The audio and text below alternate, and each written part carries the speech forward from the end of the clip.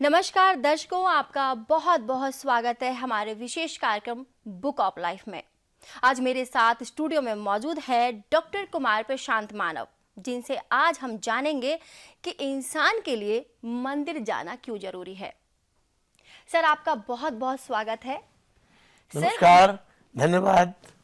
Sir, हमारे दर्शकों की तरफ से एक अहम सवाल आया है कि आखिर मंदिर जाना क्यों जरूरी है। जी सर। बड़ा वाइड क्वेश्चन है, ये बहुत बड़ा है। इसके लिए पहले हमें ये जानना होगा कि मंदिर क्या है। जी। मंदिर को लोग क्या समझते हैं। तो मैं जो आजकल देख रहा हूं, जो आजकल की प्रथा चल रही है कि आदमी मंदिर को भगवान का घर समझने लगा। वो ये समझने लगा कि मंदिर जाना जीवन के लिए इसलिए आवश्यक है कि जो भी आप गलत सलत काम कर रहे हो, जी। उल्टे सीधे आपसे काम हो रहे हैं, वो मंदिर में जाके आपके न्यूट्रलाइज हो जाएंगे। वहां जाएंगे, ईश्वर की प्रार्थना करेंगे, उसकी आरती गाएंगे, दीपक जलाएंगे, पुष्प अर्पित करेंगे, तो आपका जो जो भी गंदगी लगी हुई है वो सब साफ हो जाएगी। लेकिन मेरा कहना है कि ये बिल्कुल गलत है। मंदिर जाना बिल्कुल भी आवश्यक नहीं है। आप सब चौंकेंगे, ऐसी क्या बात है? जी। उसका मैं बताता हूं। ऐसा है, मेरा मानना क्या है मंदिर के बारे में। मेरा मानना मंदिर के बारे में ये है कि मंदिर जो है वो वास्तव में ये सच है जो मानते हैं कि ईश्वर घर है, लेकिन वो मंदिर ईश्वर घर नहीं है जो इंसान द्वारा निर्मित है, जिसको इंसान ने बनाया। ईंट गारे से, सीमेंट से बिल्डिंग खड़ी की, उसमें एक पत्थर की मूर्तिकार ने गढ़ी और उसको वहां रख दिया, तो वो भगवान का घर नहीं हो सकता, क्योंकि वो सब कुछ इंसान से निर्मित है। मंदिर असली क्या है? जो ईश्वर द्वारा निर्मित है। ईश्वर द्वारा निर्मित कौन सा मंदिर है? वो हमारा हृदय है। तो असली मंदिर है ये। तो हमें जाना कहां जरूरी है? उस वाले मंदिर में नहीं, इस वाले मंदिर, जो हृदय रूपी मंदिर है, उसमें जाना जरूरी है। क्योंकि वो मंदिर तो इंसान के द्वारा बनाया हुआ है। इंसान के द्वारा बनाए हुए किसी भी चीज में ईश्वर का समावेश नहीं हो सकता, क्योंकि वो मूर्ति इंसान ने बनाई है। और उसके बाद में बड़े बड़े अब बस क्या बताऊं मैं आपको, बड़े हर्ष का क्या, हंसी की बात है कि पहले तो मंदिर बनाया जाता है, फिर उसमें मूर्ति स्थापित की जाती है, और उसके बाद उसकी प्राण प्रतिष्ठा होती है। प्राण प्रतिष्ठा का मतलब क्या है? कि इंसान उसके अंदर भगवान का रूपांतरण करता है। मतलब इतना इंसान पावरफुल हो गया कि वो इंसान के द्वारा बनाई गई मूर्ति को भगवान बना रहा है, पहली बात। और फिर उसी को भगवान बनाकर उसी की पूजा कर रहा है, उसी की आरती कर रहा है, उसी की अर्चना कर रहा है। और जो असली मंदिर है उसकी तरफ से वो बिल्कुल अनभिज्ञ है, उसे पता ही नहीं कि असली मंदिर कहाँ है।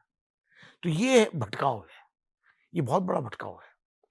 मंदिर हर आदमी के हृदय में है, उसे कहीं जाने की जरूरत नहीं है, कहीं भटकने की जरूरत नहीं है। जिस तरह हिरण की नाभि में कस्तूरी होती है, और वो उस कस्तूरी की महक, जो सुगंध होती है, उसको ढूंढने के लिए दर दर भटकता है, जंगल जंगल भटकता है कि ये सुगंध कहां से आ रही है, लेकिन उसे ये पता नहीं है कि सुगंध उसकी नाभि में स्थित जो कस्तूरी है उससे आ रही है। यही इंसान है। इंसान मंदिर मंदिर, तीर्थ तीर्थ, पता नहीं कौन कौन से बना रखे हैं, सब जगह भटकता है। तो आपकी बातों से ये प्रतीत हो रहा है जो मंदिर में भगवान की मूर्तियां हैं उन्हें नहीं पूजना ना, चाहिए। बिल्कुल भी नहीं पूछना चाहिए। जो देखिए, मैं आप उसका रीजन बता रहा हूं। एक तो हमारा कितना हास्यास्पद है कि जो ईश्वर ने बनाए पुतले, उसकी तो हम तिरस्कार कर रहे हैं। ईश्वर के पुतले कौन है? इंसान। कितने गरीब लोग, बेसहारा लोग हैं, कितने ऐसे लोग हैं जिनके जो अपंग है, जिनका कोई सहारा नहीं है, उनकी तरफ से तो आप बिल्कुल बिल्कुल उनको देखते ही नहीं है, अलग है। ठीक, वो इंसान, वो गॉड के बनाए हुए हैं, गॉड मेड पुतले हैं वो, तो उनकी तरफ तो कोई ध्यान नहीं है, उनका तो तिरस्कार है। और इंसान के द्वारा बनाए गए पुतले, उसकी पूजा हो रही है, उसके उस पे एक एक किलो सोना चढ़ रहा है। जबकि वो सोना, जो ऐसे लोग हैं, जो जो जिनको जरूरत है, उनके उसमें उनके एक तरह से रिहेबिलिटेशन जिसको बोलते हैं, पुनर्निवास, पुनरुत्थान के लिए ये पैसा लगना चाहिए। वो ईश्वर की सेवा है। क्यों? क्योंकि दीनों पर प्रेम एक हमारे बहुत बड़े लेखक हुए जी। दिनकर जी, उन्होंने लिखा है दीनों पर प्रेम, उनका एक अध्याय है कि जो लोग जो ईश्वर के बनाए हुए हैं भाई पुतले, उनको कैसे तिरस्कार कर सकते हो आप, और इंसान के बनाए पुतलों की आप पूजा कर सकते हो? कमाल हो गया यार, मैं तो समझ नहीं पाया। मैं इसलिए हमेशा ये कहता हूँ, बुक ऑफ लाइफ में मंत्र भी लिखा हुआ है कि never go to temple to find the god, make your heart the temple of the god, you will find that the god is always with you. दिल के आईने में तस्वीर है यार, जब जरा गर्दन झुकाई देख ली, जरूरत ही नहीं कहीं जाने की। और एक बात और बताता हूं आपको, जितने भी महान योगी, संत, महापुरुष हुए हैं, कोई भी मंदिर जाके महापुरुष नहीं बना। सेल्फ रियलाइजेशन के बाद वो बना है, मेडिटेशन के बाद वो बना है। जब अकेले बैठ के उसने चिंतन किया है प्रभु का, तब उसको ज्ञान प्राप्त हुआ है, तब उसको प्रकाश मिला है। चाहे आप स्वामी दयानंद सरस्वती को देख लीजिए, चाहे आप गौतम बुद्धा को देख लीजिए, चाहे आप किसी भी संत को देख लीजिए, चाहे महावीर स्वामी को देख लीजिए, इनको ज्ञान प्राप्त हुआ है, मंदिर जाके नहीं हुआ, इनको अपने आप हुआ है। जब आप इन्होंने आप निरीक्षण किया और अपने उस जो बर्तन भरा हुआ है उनका कूड़े से, उस कूड़े को साफ किया, उस बर्तन को मांजा, हृदय रूपी बर्तन को, और फिर उसके अंदर दीपक प्रज्वलित किया, तब उनको ज्ञान प्राप्त हुआ। तो मेरा कहना यह है कि मंदिर बिल्कुल भी आवश्यक नहीं है। मंदिर ही असली आपके दिल में है, हृदय में है, हर इंसान को, और हर इंसान को ईश्वर के दर्शन हो सकते हैं इसी मंदिर में, उसे कहीं जाने की जरूरत नहीं है। लेकिन जरूर उसके साथ जरूरी क्या है कि उस बर्तन को साफ करना पड़ेगा। आप चाहते हो कि इस पे ईश्वरी कृपा आ जाए, ईश्वर, लेकिन उसमें आपने कूड़ा भर रखा है। जी। जब वो फूल है तो उसमें तो एक बूंद पानी भी नहीं आ सकती, तो उस कृपा कैसे आ जाएगी? प्रभु की कृपा तो सीमित है, वो कैसे आएगी? वो तभी आएगी जब उस बर्तन को आप साफ करेंगे, उसके कूड़े को साफ करेंगे। जब वो बर्तन खाली होगा, उसे मांजेंगे, तभी तो उसकी कृपा आएगी। जिस तरह हम शीशे में अपनी शक्ल देखते हैं, जी। लेकिन शीशे पे धूल चढ़ी हुई है, तो क्या हम अपनी शक्ल को देख पाएंगे? नहीं देख पाएंगे ना। जब हम उस धूल को साफ करेंगे, तभी तो हमें अपनी शक्ल दिखाई देगी। ठीक उसी तरह से कि प्रभु को देखने के लिए हमें अपने मन की धूल को साफ करना पड़ेगा, उसके दीपक को जलाना पड़ेगा, तब प्रभु के दर्शन होंगे। तो इसलिए मैं कहता हूं कि मंदिर जाने से आदमी भटकता है, उसमें थोड़ा अज्ञानता आती है। वो सोचता है कि मंदिर तो भगवान का घर है, यहाँ तो मुझे कोई गलत काम नहीं करना, क्योंकि ये भगवान का घर है, और मंदिर से निकल के मैं सब कुछ कर सकता हूँ। मैं झूठ भी बोल सकता हूँ, मैं गलत काम भी कर सकता हूँ, मैं बेईमानी भी कर सकता हूँ, मैं किसी को धोखा भी दे सकता हूँ, मैं किसी से ईर्ष्या द्वेष भी रख सकता हूँ, लेकिन मंदिर में जो कुछ लोग नहीं मंदिर करूँगा। नहीं जाते हैं, जी। क्या उनके अंदर द्वेष, ईर्ष्या नहीं होता है, होती है? होता है, होता है। तो दोनों में अंतर क्या है? ये अंतर है हुँ। कि वो तो चलो इस बात से ही है कि जाते ही नहीं है वो। हुँ। जब जाते ही नहीं तो है, कोई बड़ी बात नहीं है, उनमें ज्ञान तो है ही नहीं। जिस तो दिन इससे उनमें तो ज्ञान, फिर नकारात्मक फैल गई ना फिर। ना नकारात्मक नहीं फैली, जिसमें ज्ञान ही नहीं है तो उसमें आप क्या नहीं करेंगे? वही तो मैं बता रहा हूँ ना, नकारात्मकता नहीं फैली, वही बता रहा हूँ मैं आपको कि मंदिर न जाने वाला अगर अज्ञानी है तो वो हो सकता है।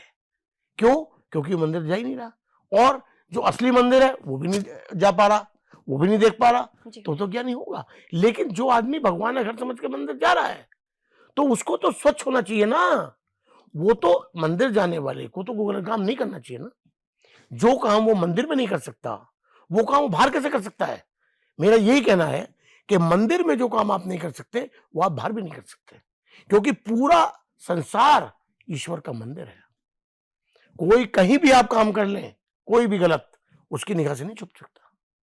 जब उसकी निगाह से कोई चीज नहीं छुप सकती, तो आप कैसे बाहर कर सकते हैं? तो यही तो मैं कहता हूं, इसी जो लोगों की भ्रम है, इस भ्रम को मैं दूर करता हूं कि आप ये मत समझे कि वो जो मनुष्य निर्मित मूर्ति है, मनुष्य निर्मित मंदिर है, एक बिल्डिंग है जिसका नाम अपना मंदिर रखा हुआ है, कि उसके अंदर ही ईश्वर रहता है, का वास है, और बाहर नहीं है। नहीं, गलत बात है। ईश्वर जितना मंदिर में है उतना बाहर भी है। तो जो काम आप मंदिर में नहीं कर सकते, वो आप बाहर भी नहीं कर सकते। और एक बात और बता दूं इसमें आपको, लोग जितने भी हैं मंदिर तभी तक जा रहे हैं जब तक मूर्ति चुप बैठी हैं। जिस दिन मूर्तियों ने बोलना शुरू कर दिया, क्यों? क्योंकि उन्हें पता है कि हम तो जा रहे हैं, हम कैसे भी हैं, मूर्ति मूर्ति से क्या मतलब है? ठीक है, हम अपना आत्मनिरीक्षण नहीं करेंगे, हम तो अपनी झूठी आत्मसंतुष्टि के लिए जा रहे हैं। उन्हें शॉर्टकट चाहिए कि जीवन का शॉर्टकट है मंदिर जाना और आ जाना, बस शॉर्टकट है। लेकिन शॉर्टकट नहीं है। जीवन अपने अंदर जब तक आप किसी चीज को समावेश नहीं करेंगे आपको कुछ नहीं मिलने वाला।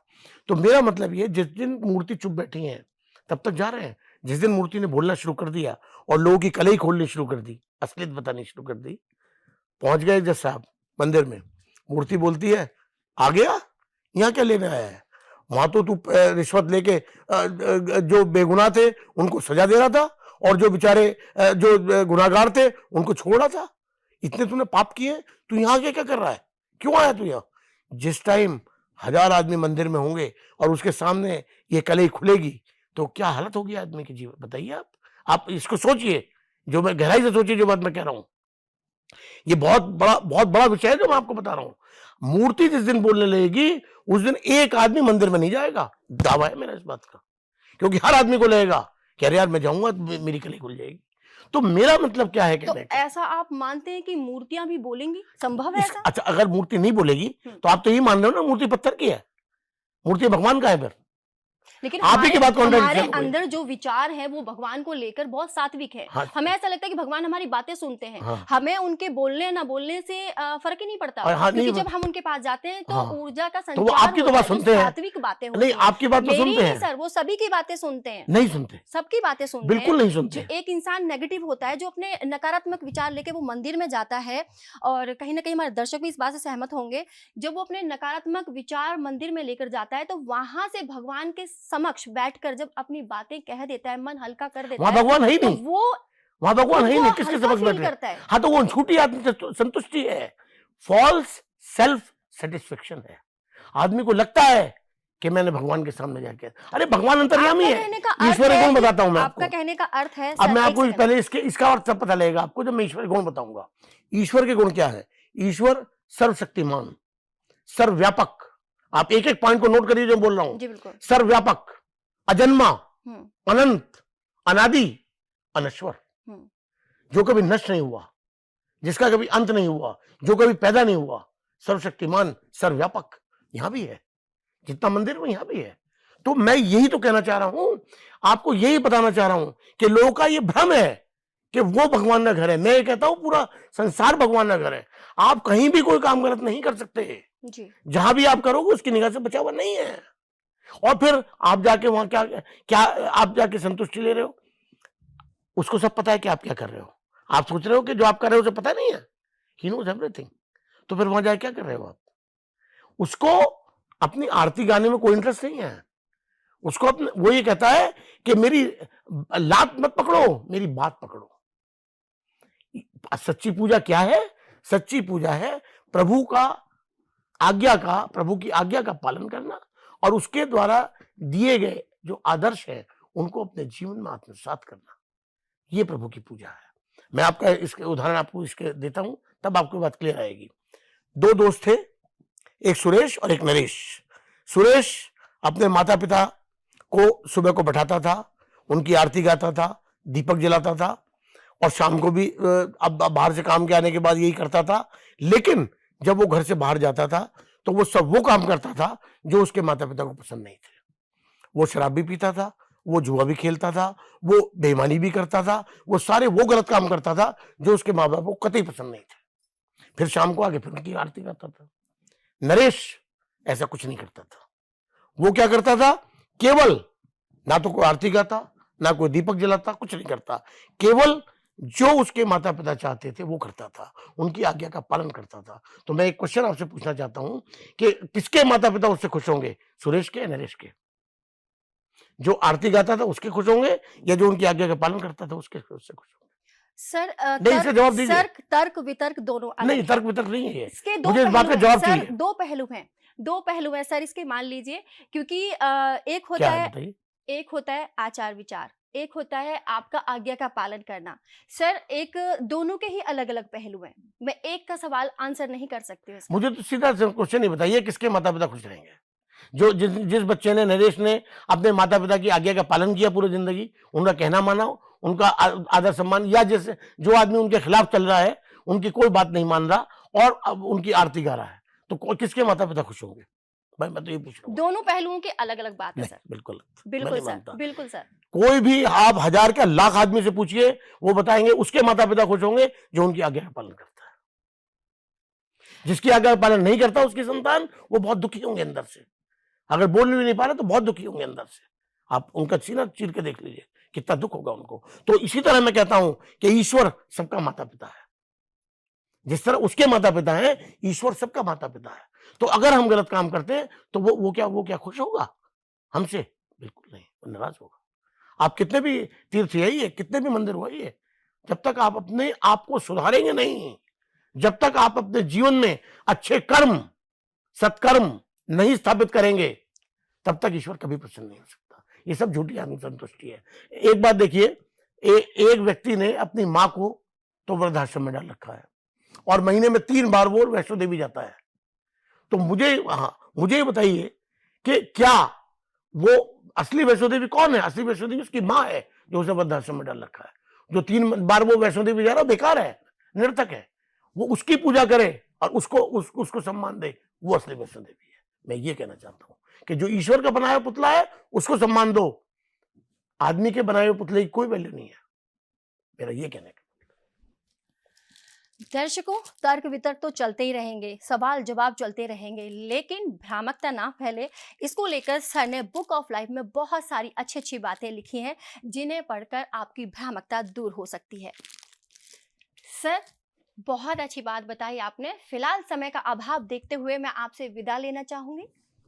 दर्शकों, उम्मीद करती हूँ कि आपको हमारा प्रोग्राम पसंद आया होगा। फिलहाल दीजिए अनुमति। नमस्कार।